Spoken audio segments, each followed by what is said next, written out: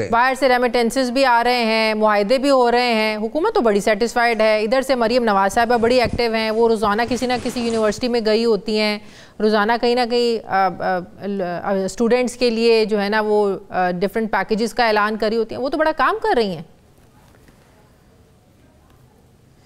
یہ پہلی بات تو یہ سرمایہ کار اور سرمایہ کاری کی بات کر لیتے ہیں۔ میری ایک بات یاد رکھیں، میں اس حق میں ہوں کہ اگر ایک پراپرٹی ٹائکون جس نے اگر کوئی برا کام کیا ہے پچھلے 35 سالوں میں تو وہ اکاؤنٹیبل ہونا چاہیے۔ کوئی قبضہ، کوئی منی لانڈرنگ، کوئی کرپشن، لیکن صرف وہ نہیں ہونا چاہیے۔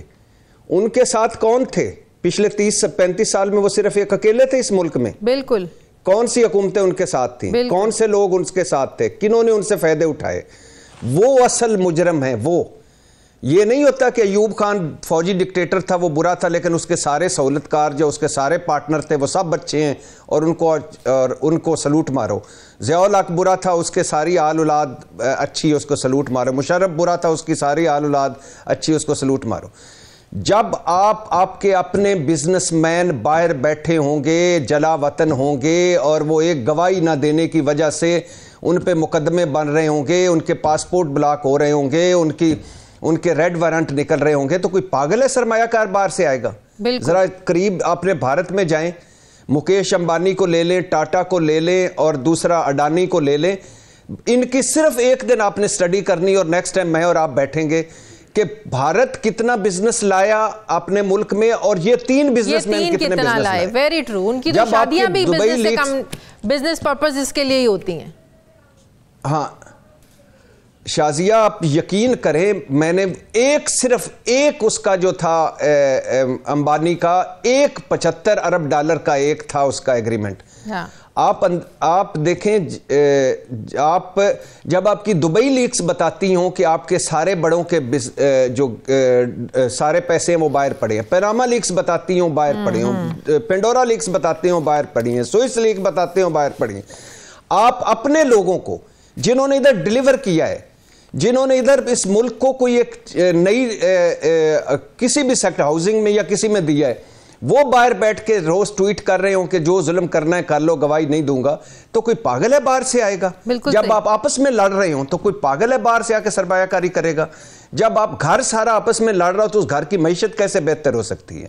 اور جہاں تک مریم نواز صاحبہ کی بات ہے، جو نفرت اور تقسیم میں ان سے توقع کر رہا تھا کہ وہ جب وزیر اعلیٰ پنجاب بنی ہے تو بندے کو، پنجاب کا مطلب ہے آدھا پاکستان، بالکل، تو آپ جب آدھے پاکستان کا ہیڈ بن جاتے ہیں تو آپ کو نفرت، تقسیم اور یہ جو تکبر یا کسی قسم کے ان چیزوں سے باہر آنا چاہیے، اللہ کا شکر ادا کرنا چاہیے۔ یہ واپس پلٹ کے یہ نفرت اور تقسیم بندے کو کھا جاتی ہے۔ صحیح، کوئی فرق نہیں پڑتا۔ بڑے بندے وہی بنتے ہیں جو چیزیں انتقام سے نکل جاتے ہیں، جو دکھ سے نکل جاتے ہیں۔ نیلسن منڈیلا جو ایک سوچ ہے پوری دنیا کی، کیوں بنا؟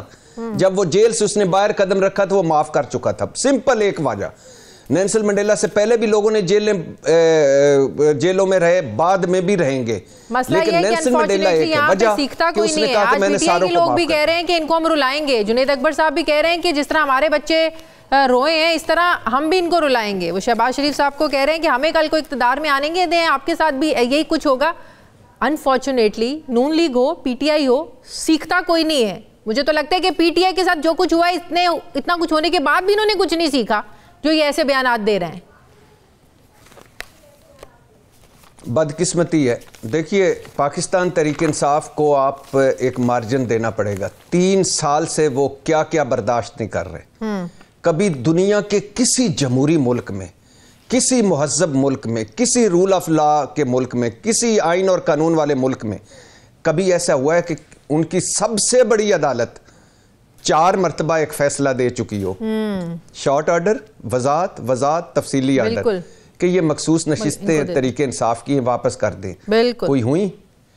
کبھی ایسا ہوا اتنے ریکارڈ ساز مقدمے؟ صحیح۔ تو پاکستان تحریک انصاف، حکومتیں پہل کرتی ہیں۔ آج آپ اس وقت اس پروگرام کی اینکر ہیں، اگر میں تو نہیں ہوں نا، آپ کے پاس یہ مائک ہے، آپ کے پاس یہ اختیار ہے کہ کسی وقت بھی مجھے ٹوک دیں، کسی وقت بھی مائک بند کر دیں، لیکن اگر اس کا آپ بڑا پن نہیں دکھائیں گی تو یہ ساری دنیا کو نظر آئے گا۔ بالکل نہ جنید اکبر صاحب سے میں کے ساتھ ہوں، میں جنید اکبر کے بچے بھی ہمارے بچے ہیں اور جو ان کے مخالفین کے بچے ہیں وہ بھی ہمارے بچے ہیں۔ بالکل بالکل، تو کسی بچے کو رونا نہیں چاہیے۔ بالکل، تو اس لیے اللہ کے نام پہ ان ساروں بڑوں سے ایک ہی درخواست ہے، خدا کے لیے ملک کا سوچیں، اس قوم کا سوچیں۔ صحیح۔ یہ وقتی جو فتح مندیاں ہیں اور فتح کے جشن ہیں، ان سے نکلیں۔